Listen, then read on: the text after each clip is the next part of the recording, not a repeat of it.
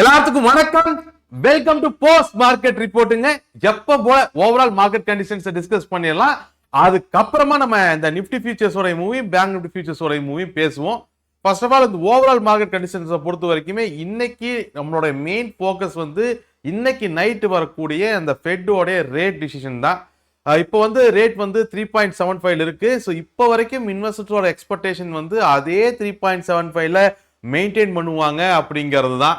ரேட்ல பெரிய சேஞ்சஸ் எதுவும் இருக்காது அப்படிங்கிறது தான் இப்போ வரைக்கும் இன்வெஸ்டர்ஸ் கிட்ட இருக்கக்கூடிய எக்ஸ்பெக்டேஷன். இதை மீறி இந்த வார கீரை ஏதாவது கணக்கில் காட்டி ஃபெட்டோடைய சேர்மன் ஏதாவது ரேட்டு கீட்ட ஹைக் பண்ணாராக்கும் மார்க்கெட்டை தூக்கி போட்டு முதிப்பாங்க. அதில் மாற்று கருத்தே இல்லை. பட் வந்து அதுக்கான வாய்ப்பு ரொம்ப கம்மி. எக்ஸ்பெக்டேஷன் அப்படிங்கிறது சேம் ரேட்டை அப்படியே மெயின்டைன் பண்ணுறது தான். சப்போஸ் ரேட் கட்டெல்லாம் இருந்துச்சுன்னா அது இந்த வார சினாரியுமே மிகப்பெரிய பாசிட்டிவ் நியூஸாக பார்க்கப்படும். ரேட் கட்டு இருந்துச்சுன்னா அது எப்போ போல ஒவ்வொரு ஃபெட் மீட்டிங் அப்பவும் ட்ரம்ப் அதை வலியுறுத்திட்டு தான் இருக்காரு. பட் அது நடக்கிறது இல்லை. பார்ப்போம். 99% ரேட் ஹைக்கோ கட்டோ இல்லாமல் 3.75 மெயின்டைன் பண்ணுவாங்க. ரேட் கட்டு இருந்துச்சு அப்படின்னு சொன்னால் அது பாசிட்டிவாகவும், ரேட் ஹைக் இருந்துச்சுன்னா அது நெகட்டிவாகவும் பார்க்கப்படும். அது தாண்டி ஃபெட்டோடைய சேர்மேன் வந்து இந்த வாரம் பற்றி ஏதாச்சும் கமெண்ட் கொடுக்குறாரா அப்படிங்கிறதும் அந்த ஃபெட்டோட ரேட் டிசிஷனில் முக்கியமாக பார்க்கப்படும். அதுவுமே ரொம்ப முக்கியமான விஷயம்.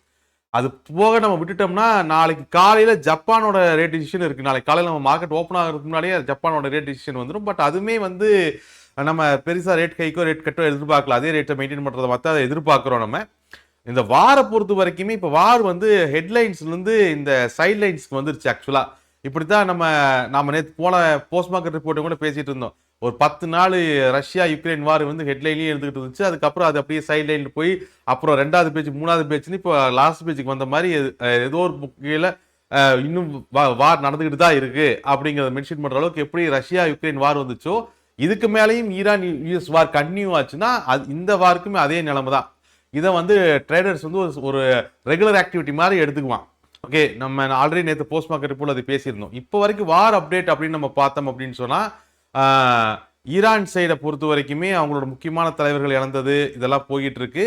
பட் யுஎஸை பொறுத்த வரைக்குமே யுஎஸ் வந்து ஈரானுக்குள்ள இந்த ஆர்மி அனுப்புறதுக்கு ரெடியா இல்லை. இந்த ராக்கெட் விட்டு குண்டு போட்டு தான் விளையாடிட்டு இருக்காங்களே தவிர இந்த ட்ரம்ப்பை பொறுத்த வரைக்குமே ஈரான் கூட இந்த ஆர்மியை வில்ல விட்டு ஈரானுக்குள்ள ஊடுருவதை பத்தி இது வரைக்கும் ட்ரம்ப் எதுவுமே பேசல. ஏன்னா வியட்நாம் வாரெல்லாம் கண்ணு முன்னாடி வந்து போகும் இல்லையா, உள்ள போய் இவர் மாட்டிட்டாங்கன்னா வம்பா போயிடும். அதனால அங்கிட்ட இருந்து நான் 4 ராக்கெட் விடுறேன், நீ இங்கிட்ட இருந்து பக்கத்து நாட்டெல்லாம் அடிச்சுக்க அப்படிங்கிற மாதிரி இந்த வார் இது வரைக்கும் போய்கிட்டு இருக்கு. இப்ப இருக்கக்கூடிய ஒரே பிரச்சனை இந்த வாரை பொறுத்த வரைக்குமே இந்த ஹார்மோஸ் ஜலசந்தி இஷ்யூ மட்டும்தான்.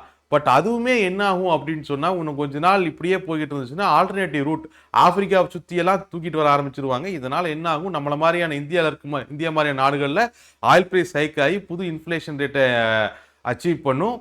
இங்கே கொஞ்சம் வாழ்வாதாரங்கள் பாதிக்கப்படும். இதை நம்ம ஆல்ரெடி இந்திய ரூபாயில் பார்த்துட்டு தான் இருக்கிறோம். ஆல்ரெடி இந்திய ரூபாய் வந்து அதோட லைஃப் டைம் மையை நோக்கி நகர்ந்துட்டு இருக்கு. ஸோ இது இப்படியே போச்சுன்னா 95-96 பிரேக் பண்ணுச்சு அப்படின்னு சொன்னால் ரொம்பவுமே சிரமமாக போயிடும், எல்லாமே காஸ்ட்லியாக போயிடும். ஸோ அது ஒன்று தான் இப்போ இந்த வாரில் நம்ம ஒரி பண்ணிக்க வேண்டிய விஷயம். ஓகே, வார் தொடர்ந்து நீடிக்கிற பட்சத்தில் இந்த வார் அப்படிங்கிறது ஹெட்லைன்ஸாக இருக்காது. ஆனால் க்ரூட் ஆயில் தொடர்ந்து ஹெட்லைன்ஸில் இருந்துக்கிட்டே இருக்கும். க்ரூட் ஆயில் சப்ளை அப்படிங்கிறது ஹார்மோன்ஸ் ஜலசந்தியை அவாய்ட் பண்ணிட்டு சுற்றி வரக்கான ரூட்டை அவங்க ஆக்சஸ் பண்ண ஆரம்பிக்கும் பொழுது எல்லா நாடுகளையும் oil price cost of living அதிகரித்து அது ஒரு நார்மல் சூழ்நிலையாக மாற ஆரம்பிச்சுன்னு பார்ப்போம். மேக்சிமம் இன்னொரு 10 நாள் வந்து இந்த 10 நாள் வரைக்கும் இந்த நியூஸை நம்ம ஒரு சைட்லைன்ஸில் வச்சு டிஸ்கஸ் பண்ணலாம் வார். அதுக்கப்புறமும் இருந்துச்சு அப்படின்னு சொன்னால் நம்ம இதை வந்து டிஸ்சார்ஜ் பண்ணிட்டு அடுத்து ட்ரம்ப் நிறைய லிஸ்ட் வச்சிருக்காரு அடுத்தடுத்த பிரச்சனைகளுக்கு. ஃபர்ஸ்ட் லிஸ்ட் வந்து இன்னொரு 10-15 நாளில் அந்த 60 கண்ட்ரி மேலே 301 செக்ஷன் படி இதில் என்கொயரியில் ஆரம்பித்தார் இல்லையா, அது வந்துடும். அது வந்தோடனே புது டேரிஃப் டிராஃப்ட் எல்லாம் போட்டு புது டேரிஃப் பிளான் இம்ப்ளிமெண்ட் பண்ணி அதில் ஒரு கலக்கம் படுத்துவார். சப்போஸ் அதுலேயும் மார்க்கெட் கலக்கமாகாமல் இருந்துச்சுன்னா அடுத்தது வந்து கியூபாவை லிஸ்ட்டில் வச்சிருக்காரு. ஆல்ரெடி 2-3 நாளாக கியூபா பற்றி தொடர்ந்து பேசிக்கிட்டு இருக்காரு. ஸோ கியூபாவில் அவன் பாவம் கரண்ட்டு கூட இல்லாமல் அங்கிட்டெல்லாம் நிறைய சிரமமாக ஓடிக்கிட்டு இருக்கு. ஸோ அதில் என்ன பிளான் வச்சிருக்காரு அப்படிங்கிறது பார்க்கலாம். கியூபா முடிஞ்சதுன்னா அடுத்த லிஸ்ட்டு வெனிசுலாவை 51வது ஸ்டேட்டாக ஜாயின் பண்ணுறது. அதுவும் முடிஞ்சதுன்னா நேட்டோவை வம்புக்கு இழுத்து நேட்டோவை டிஸ்மேண்டில் பண்ணுறதுல தான் இருக்கார். ஏன்னா நேற்றே பேட்டியில் வந்து நேட்டோவை போட்டு கொஞ்சம் கரிச்சு கொட்டினார். நீங்கள்லாம் இல்லாமையே நாங்கள் சாதிப்போம், நீங்கள் வராட்டியும் நாங்கள் வார ஜெயிப்போம், அப்புறம் எது கூப்பிட்டீங்கிற மாதிரி தான் இவங்க பார்வையெல்லாம் இருந்துச்சு. ஏன்னா கூப்பிட்டு பார்த்தாரு, எவனும் வரல. வாங்க எல்லாரும் சேர்ந்து ஹார்மோஸ்குள்ள போவோம் அப்படின்னு கூப்பிட்டு பார்த்தாரு. எந்த நேட்டோவுமே ஈரான் வாரில் பங்கெடுத்துக்கிறதுக்கு விரும்பல. அது பிரான்ஸை இது பிரிட்டன் கூட நாங்கள் என்ன அந்த அடியில் டிவைஸ் எல்லாம் அனுப்பிச்சுடுறோம், கண்ணி வெடி கிடைக்குன்னு பிரான்ஸ் எல்லாம் இதுக்கெல்லாம் சம்மந்தமே இல்லை அப்படிங்கிற மாதிரி தான் பதில் சொல்லிச்சு. ஜப்பான் முதற்கொண்டு ஈவன் சைனா கிட்டையும் கேட்டு பார்த்தாரு, ஒன்றும் வேலைக்கு ஆகலை. ஸோ ஆப்வியஸ்லி ட்ரம்ப் வந்து அடுத்த லிஸ்ட்ல வந்து இந்த நேட்டோ மேல தன்னுடைய வன்மத்தை காமிக்கிறதுக்கு ரெடியா இருப்பாருன்னு நினைக்கிறேன்.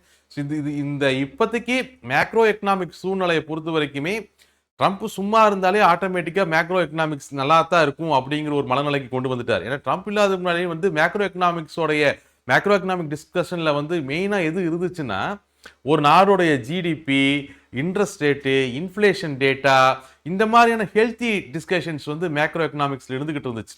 ஓகே, ஜாப்லெஸ் டேட்டா என்னாச்சு, ஹோல்சேல் இண்டெக்ஸ் பிரைஸ் என்னாச்சு, இண்டஸ்ட்ரியல் ப்ரொடக்ஷன் டேட்டா என்னாச்சு, இதுதான் மேக்ரோ எக்கனாமிக்ஸோடைய டிஸ்கஷன் அண்ட் டேட்டாவா இருந்துகிட்டு இருந்தது. இப்பெல்லாதி தூக்கி எங்காச்சும் அதெல்லாம் ஓரமா உட்காந்துட்டு இருக்கு.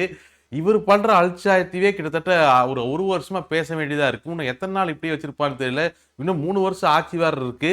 ஸோ அது வரைக்கும் இந்த ஆக்சுவல் மேக்ரோ எக்கனாமிக்ஸ்ன்னு சொல்லக்கூடிய இந்த க்ரோத்து, இந்த மாதிரியான டேட்டாக்கள் எல்லாம் சைட்லைன்ஸில் தான் இருக்கும். ட்ரம்ப் என்ன பண்ணுறாருங்கிறத நம்ம தொடர்ந்து வாட்ச் பண்ண வேண்டிய கட்டாயத்தில் இருக்கும். அதுக்கு வேற வழியே இல்லை.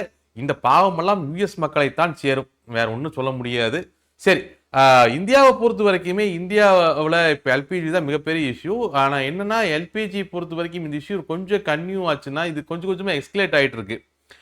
பட் வந்து கவர்மெண்ட் ஆஃப் ஸ்டேட்மெண்ட்டை பொறுத்த வரைக்கும் இன்னொரு 10 நாளில் இதெல்லாம் ஓரளவுக்கு ரொட்டேஷன் ஆயிரும். அதே மாதிரி ஸ்டேட்டுகளுக்கு வந்து 10% ஹை சப்ளை கொடுக்குற மாதிரிலாம் பேசிகிட்டு இருக்காங்க. பட் இந்த எல்பிஜி ஷார்ட்டேஜ் கொஞ்சம் கொஞ்சமாக அதிகமாச்சு அப்படின்னு சொன்னால், ஆல்ரெடி இப்போ முதல்ல நம்ம ஹோட்டல்கள் கேள்விப்பட்டுக்கிட்டு இருந்தோம். இப்போ சின்ன சின்ன இண்டஸ்ட்ரீஸுமே பாதிக்கப்படுறதை நம்ம பார்த்துக்கிட்டு இருக்கோம். ஸோ இது ஹவுஸ் ஹோல்ட்ஸு பாதிப்பு ஏற்படுத்தும் பொழுது இது மிகப்பெரிய இஷ்யூவாக மாற ஆரம்பிக்கும். பட் கவர்மெண்ட்ஸ் நிறைய ஸ்டெப்ஸ் எடுத்துகிட்டு இருக்காங்க அப்படிங்கிற நியூஸை பேஸ் பண்ணி இது ஒரு 5-6 நாளில் ஷார்ட் அவுட் ஆகும்னு எதிர்பார்க்கலாம். அப்படி இல்லைனாலும் ஆக்சுவலி நம்ம டிஸ்கஸ் பண்ண மாதிரி அப்படியே ஆப்பிரிக்கா பக்கமாக சுற்றி இந்த பக்கமாக கொண்டு வந்து ஏதாவது ஒன்று சேர்க்கணும். இதனால ப்ரைஸ் அதிகமாக இன்ஃப்ளேஷன்ஸ் ஹிட் ஆகும். இதுதான் இருக்கக்கூடிய ஒரே வழிமுறை. மற்றபடி இந்த மாதிரி எவ்வளோ இஷ்யூஸ் எது நடந்தாலும் மார்க்கெட்ஸை கையாளும் பொழுது ஆப்பர்ச்சுனிட்டியை பாருங்கள், லெவல்ஸில் ஹெட்ஜஸ் எடுத்து ரூல்ஸில் டிசிப்ளினாக, ஓகே, தயவு செஞ்சு டிசிப்ளினாக மார்க்கெட்டை கையாளுங்க. சும்மா கண்ணா பின்னான்னு பொசிஷனை மாறி பண்ணிட்டு அப்புறம் மார்க்கெட் மேலே பொலியை போட்டுட்டு உட்காந்துட்டு இருந்தீங்கன்னா அது ஒன்றுமே பண்ண முடியாது. எந்த தொழிலையுமே டிசிப்ளின் இல்லாமல் ஜெயிக்கிறது அப்படிங்கிறது பாசிபிள் இல்லை. நம்ம வேல்யூஸ் எப்போ போல் டிஸ்கஸ் பண்ணிடலாம். ஓகே, வேல்யூஸை பொறுத்த வரைக்கும் ஆஸ் யூஷுவல் மார்க்கெட் வந்து பிரைமரி ரெசிஸ்டன்ஸ் 23,632க்கு மேலே தான் ஓப்பன் ஆச்சு. ஃபர்ஸ்ட் இன்ட்ராடே ரெசிஸ்டன்ஸ் 23,662லேயே மார்க்கெட்டை டிஃபெண்ட் பண்ணி புல்ஸ் மார்க்கெட்டை மேலே கொண்டு போயிட்டாங்க. மார்க்கெட் மேலே போன மார்க்கெட்டை பொறுத்த வரைக்குமே பொசிஷனல் 23,718, அதுக்கப்புறம் 23,758ன்னு சொல்லக்கூடிய ரெண்டாவது இன்ட்ராடே ரெசிஸ்டன்ஸ் இங்கே தான் கொஞ்சம் ஸ்ட்ரகிள் ஆகிட்டு இருந்துச்சு. ரெண்டாவது இன்ட்ராடே ரெசிஸ்டன்ஸை பிரேக் பண்ணோடனே மூணாவது இன்ட்ராடே ரெசிஸ்டன்ஸான 23,828 அச்சீவ் பண்ணுச்சு. அப்புறம் அதை தாண்டி மேலே போகிறதுக்கான ஒரு அட்டெம்ப்ட் தான் நம்ம ரெஸ்ட் ஆஃப் டே பார்த்துக்கிட்டு இருந்தோம். பட் பியர்ஸ் கிட்டத்தட்ட அது ஒரு 2 or 3 ஹவர்ஸ் ஃபைட்டு. அப்புறம் அதை பிரேக் பண்ணி மூணாவது இன்ட்ராடே ரெசிஸ்டன்ஸான 23,828 பிரேக் பண்ணி ஆல்மோஸ்ட் ரெண்டாவது இன்ட்ராடே டிஃபென்ஸ் ரெசிஸ்டன்ஸான 23,758 கொண்டு வந்து ஆல்மோஸ்ட் அதே ஏரியாவில் தான் மார்க்கெட்டை க்ளோஸும் பண்ணியிருக்காங்க. ஸோ மார்க்கெட்டோட மூவ் வந்து ரொம்ப காம்ப்ளிகேட்டடான மூவ் இல்லை. அதாவது மாறி நம்ம யோசிக்க வேண்டிய கட்டாயத்தில் இல்லை. பிரைமரி ரெசிஸ்டன்ஸு பிரைமரி சப்போர்ட்டுக்கும் மாறி போகல. அது ஆக்சுவலாக பிரைமரி ரெசிஸ்டன்ஸுக்கு மேலே நேற்று அது தான் நடந்துச்சு, இன்றைக்கும் அதுதான். பிரைமரி ரெசிஸ்டன்ஸுக்கு மேலே அது ஸ்டேப்லாம் மெயின்டைன் ஆகி அடுத்தடுத்த ரெசிஸ்டன்ஸில் அது மூவ் ஆக ட்ரை பண்ணுச்சு. ரெசிஸ்டன்ஸில் பிஎஸ் டிஃபெண்ட் பண்ண ட்ரை பண்ணாங்க. மார்க்கெட்டோடைய க்ளோஸை பொறுத்த வரைக்குமே இது ஒரு flat to negative close.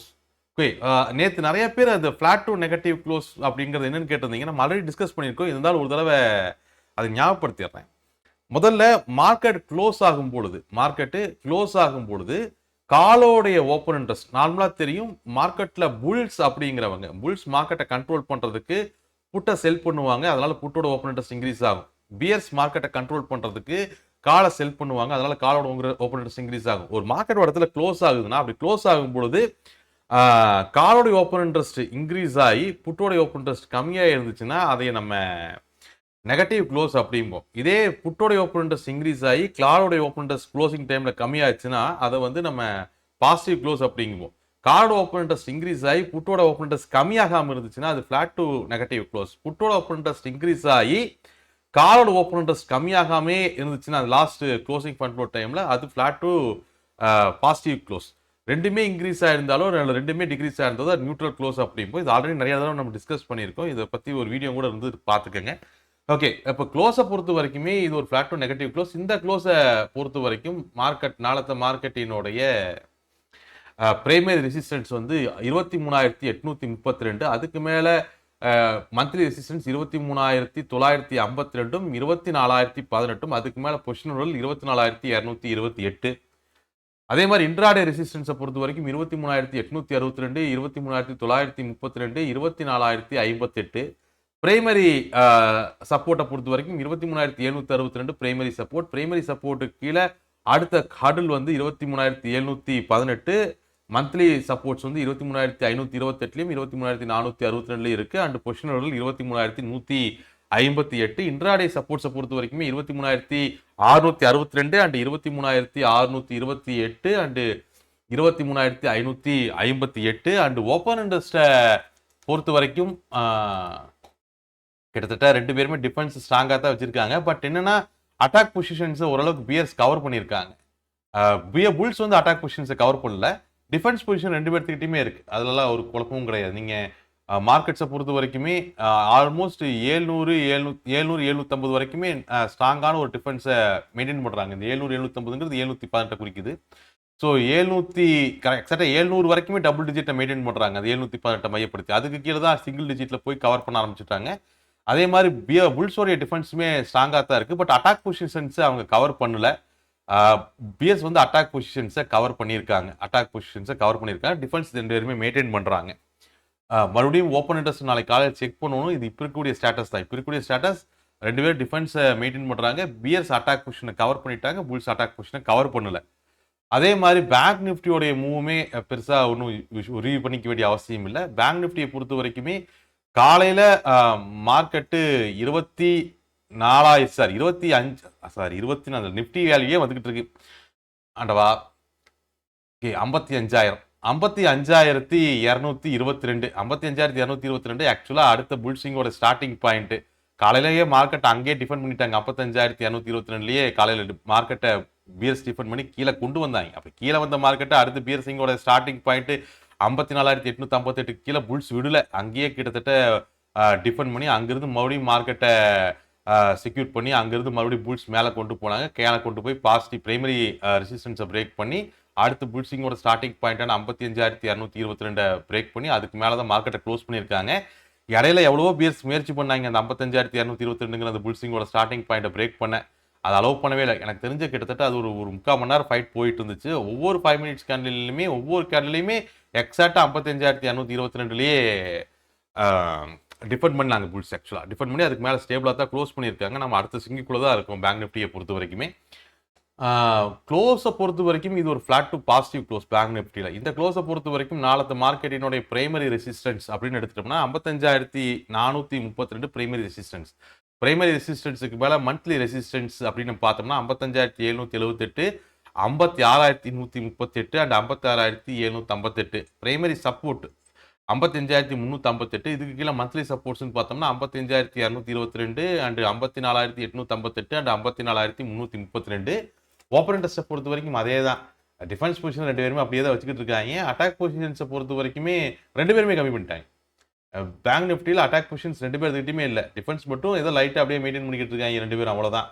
Okay, anyway மார்க்கெட்டை பொறுத்த வரைக்குமே இந்த வார் சினாரியோ முடிஞ்சிருச்சா அப்படின்னு சொன்னால் வார் சினாரியோ பொறுத்த வரைக்கும் இப்போ பிக்சரில் இல்லை. பட் மெயின் பிக்சர் வந்து க்ரூட் ஆயில் தான். க்ரூட் ஆயில் வந்து இப்போ ஹார்மோஸ் ஜலசந்தி வழியாக எடுத்துகிட்டு போகிறதுக்கு வாய்ப்பு கிடைக்குமா, இல்லை வந்து ஆப்பிரிக்காவை சுற்றி கொண்டு வந்து எல்லா பக்கம் விலையேற்ற போகிறாங்களா, இவ்வளோதான் நம்ம ஃபோக்கஸில் வச்சுருக்க வேண்டிய விஷயம். இது ஆப்பிரிக்காவை சுற்றி வரும் அப்படிங்கிற சூழ்நிலையில் நம்ம அதிக விலை கொடுத்து நம்ம க்ரூட் ஆயில் வாங்க வேண்டியதாக இருக்கும். இந்திய ரூபாய் கண்ட்ரோல் இல்லாமல் போக ஆரம்பிக்கும், நம்மளுக்கு இன்ஃப்ளேஷன்ஸ் அதிக ஆரம்பிக்கும். இதைத்தான் நம்ம கவனத்தில் வச்சுக்க வேண்டிய விஷயம். ஏன்னா இப்போ வார பொறுத்த வரைக்கும் தெளிவாக தெரிஞ்சிருச்சு, இவங்க எப்படி இருந்தாலும் தரையில் இறங்கி நேருக்கு நேர் மூட போகிறது இல்லை. இங்கே மாற்றி மாற்றி அங்கிட்டு இங்கிட்டு ட்ரோனையும் மிசைலையும் மாற்றி மாற்றி அனுப்பிச்சுக்க போகிறாங்க, அவ்வளோதான். இதில் என்னென்ன காமெடி, தேவையில்லாமல் ட்ரம்ப் அட்டாக் பண்ணுறாருன்னு யுஎஸோட ட்ரம்ப்போடைய மெயின் சீனியர் அட்வைசரே ஒருத்தர் நேற்று ரிசைன் பண்ணிட்டு போயிட்டார். இதனால ட்ரம்ப்புக்கு இன்டர்னலாக யூஎஸ்ல மிகப்பெரிய ப்ரெஷர் இருக்கு. அது உலக அளவுலையுமே நோட் பண்ணக்கூடிய ஒரு விஷயமா தான் இருக்கு. ட்ரம்ப் வந்து இஸ்ரேலுக்காகத்தான் அட்டாக் பண்ணாரு அப்படிங்கிற தாட் வந்து பெரிய அளவில் பேசப்படுது. பார்ப்போம் இது எப்படி போகுது அப்படிங்கிறது பார்ப்போம். ஸோ அதே மாதிரி இந்தியன் மார்க்கெட்ஸுமே பார்த்தீங்க அப்படின்னு சொன்னால் வாரோட சினாரியை கொஞ்சம் ஒதுக்கிட்ட மாதிரி தான் தெரியுது. ஏன்னா நிறைய ஐபிஓஸ் அடுத்தடுத்து பிளான் ஆகுது. ஜியோவுடைய ஐபிஓ ஆகட்டும், இல்லை ஈவன் நேஷனல் ஸ்டாக் எக்ஸ்சேஞ்ச் என்எஸ்சியோட ஐபிஓ ஆகட்டும், இதே மாதிரி நிறைய முக்கியமான ஐபிஓக்கள் வந்து லைன் கட்டி லிஸ்ட் ஆகிற டயர்டாகிட்டு இருக்கு. ஸோ மார்க்கெட்டை பொறுத்த வரைக்கும் இந்த வார் சினாரியோங்கிறது ஒரு நார்மல் கண்டிஷனாக மாறக்கான நாட்கள் ரொம்ப தூரத்தில் இல்லை. இன்னொரு மேக்ஸிமம் இன்னொரு 10 நாள் போச்சுன்னா இந்த வார் அப்படிங்கிறது ஹெட்லைன்ஸ்லேருந்து மறைஞ்சிரும். ஆயில் மட்டும்தான், க்ரூட் ஆயில் ப்ரைஸ் மட்டும்தான் இங்கே ஃபோக்கஸில் இருக்கும். அது இன்ஃப்ளேஷனில் ஃபிட் ஆயிரும். ஒன்றுக்கு 4 தடவை சொல்கிறேன், கோவிச்சக்கூடாது. ஏன்னா அந்த கான்செப்ட் அண்டர்ஸ்டாண்ட் பண்ணிக்கணும். எப்பவும் போல ஹெட்ஜஸ் எடுத்து மூவ் பண்ணிக்கோங்க, டிசிப்ளினாக மூவ் பண்ணிக்கோங்க. நம்ம நாளத்தை போஸ்ட் மார்க்கெட் ரிப்போர்ட்டில் மறுபடியும் மீட் பண்ணி பேசிடலாம். Thank you every one guys.